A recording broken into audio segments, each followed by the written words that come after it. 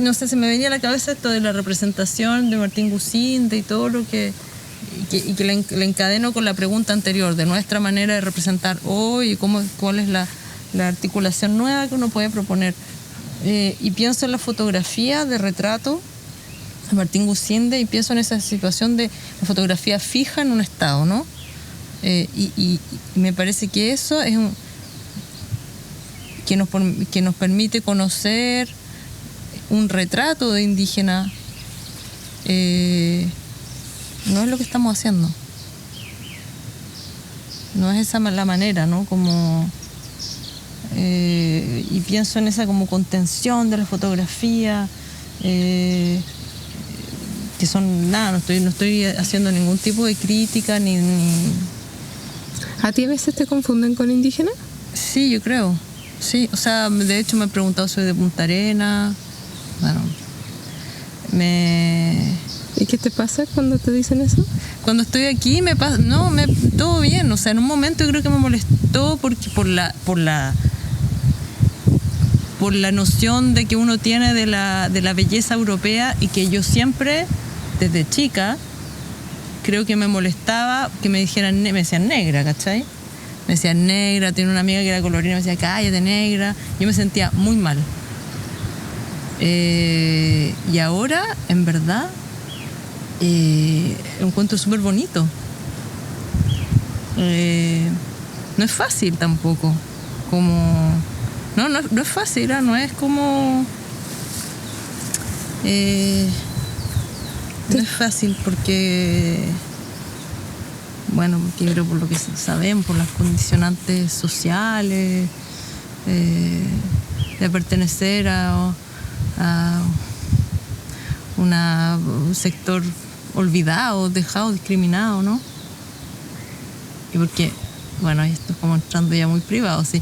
Mi mamá tiene ojos verdes y siempre estaba como muy preocupada de, como mi hijo es rubio de ojos azules, ¿cachai? Entonces como con mi hermano y mi hermana nos reímos porque decimos, bien, lo lograste. Nos reímos de eso porque lograste un rucio para la familia, esa onda. Digo, ese tipo de cosas, ¿no? Como que son muy antiguas la dificultad de... Y ahí está como la subjetividad. Yo creo que es lo que... El nivel individual de la dificultad de asumirse como mestizo, ¿cachai? ¿No? Que no es... Ya no, estoy hablando de colectividad, estoy hablando... Cada cual tiene un rollo con eso.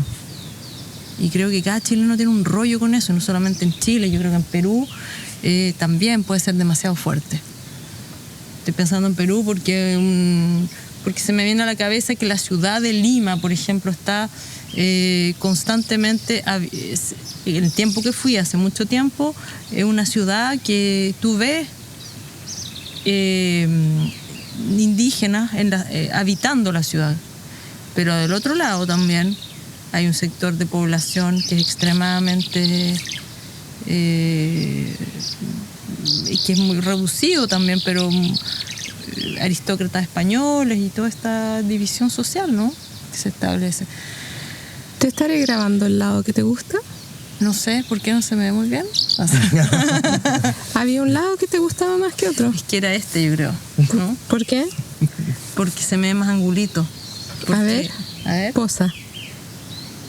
Y como se me ve menos la cabeza de tortuga. ¿Y eso tú lo has reconocido mirando en fotos? Sí. Que siempre hay fotos en las que apareces con ese lado que te gusta más. Y ahora he estado cachando, no hace tanto tiempo, que hay un lado de la foto que me favorece más y me hace sentir más cómoda como con la representación de mí misma, ¿cachai? ¿No? Y de pronto digo, a ver, creo que tengo un poco de dismorfia, ¿cómo se llama? Una distorsión o distorsión de la imagen del cuerpo, pero representado, ¿no? Unas huevas que me estoy inventando. Pero... Odio mi asimetría. ¿A ti te gusta verte retratado? Retratado me da un poco lo mismo. Que me saquen fotos y que me graben me tupe muchísimo. Me meto hacia adentro, empiezo a verme el ombligo. Pero, por ejemplo, tengo un rollo con los espejos. No me miro nunca en el espejo, ni para lavarme los dientes. ¿Te asustas? No tengo idea porque quizá era porque mi padre, en vez de poner cuadros, enmarcaba espejos y tenía la casa llena de espejos y era como narciso obsesivo.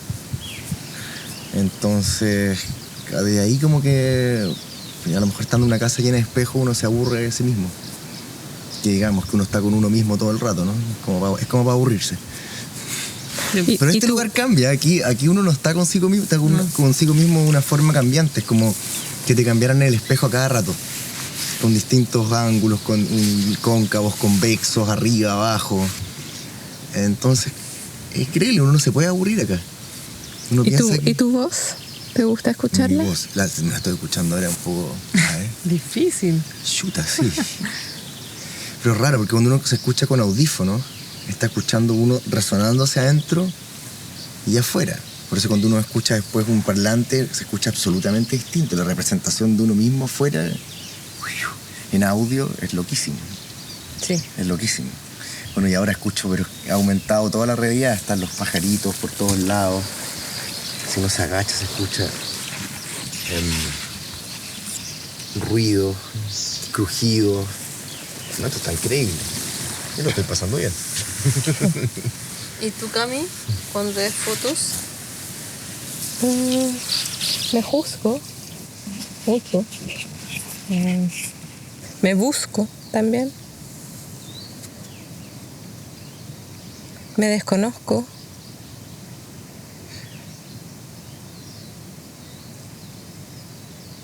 No me gusta ser fotografiada porque por lo general el encuentro con mi propia imagen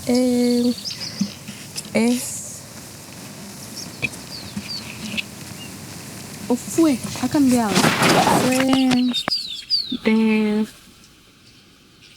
De un tono bastante poco amoroso de mi parte hacia mi imagen. No me identificaba con ella.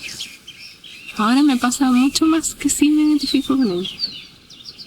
Y eso a nivel físico y de apariencia tiene que ver con el haber pasado por una enfermedad en donde tuve que entender que el amor por el propio cuerpo es fundamental para la salud.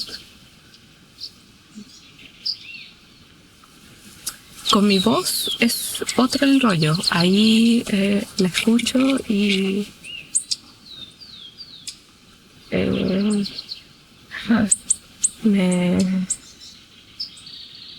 también me desconozco. Quiero